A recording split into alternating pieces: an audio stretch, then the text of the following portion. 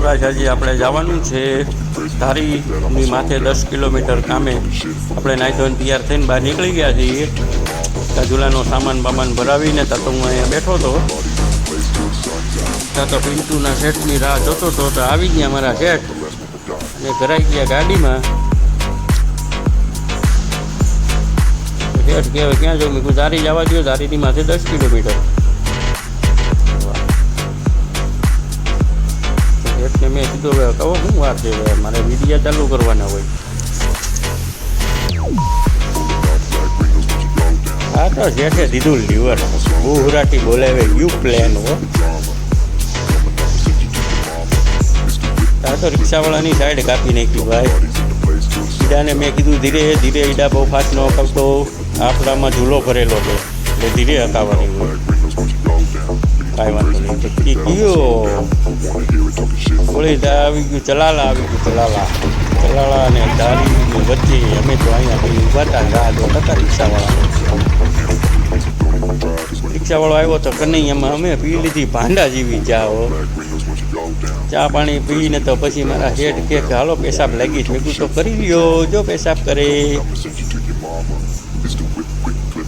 ત્યાંથી પાછા નીકળી ગયા, વળી પાછી રિક્ષાની સાઈડ કાપ્યો. રિક્ષાવાળો ઉલાળે જાય ભાઈ. પછી સ્થાનક ઉપર પૂગી ગયા છીએ અમે. રિક્ષાવાળો વાહો વાય પટી જેવું લઈને બહુ જોયેલા ધીરે હકાય.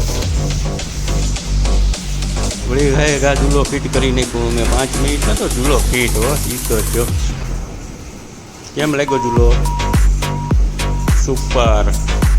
વળી પાછા અમે અહીંથી નીકળી ગયા, બાય બાય કહી દીધું.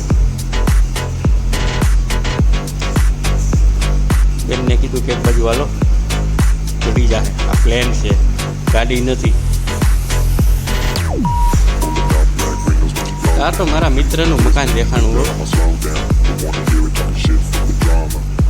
પછી તારી ગયા, તારી બંગાર ભરી દીધો ગાડીમાં. બંધ મકાનમાં ચોરી કરી છે અમે બે, કોઈને કહેવાય નહીં. હાલો, બંધ મકાનમાં ચોરી કરીને બહાર નીકળીને ઓલી કોર રિક્ષાવાળાને ચોરનો સામાન બધો ભરી દીધો છે. તો રિક્ષાવાળાને કાંઈ કીધું કે હવે સીધો જ અમરેલી ભેગો, અહીંયા ક્યાંય ઊભી ન રાખતો, સાહેબની ગાડી આવી જાય. ત્યાંથી ચોરી કરી પછી અમે નીકળી ગયા. હાલો ભાગો જલ્દી. ત્યાં થોડીક વાર થઈ, તમારા દોસ્તાર રોડના સસરાનું મકાન હો દેખાણું ભાઈ. ત્યાંથી સીધા પેટ્રોલ 5000નું પેટ્રોલ પુરાવી દીધું. પેટ્રોલ પુરાવીને તાતો ધારીને અલવિદા કહી દીધું.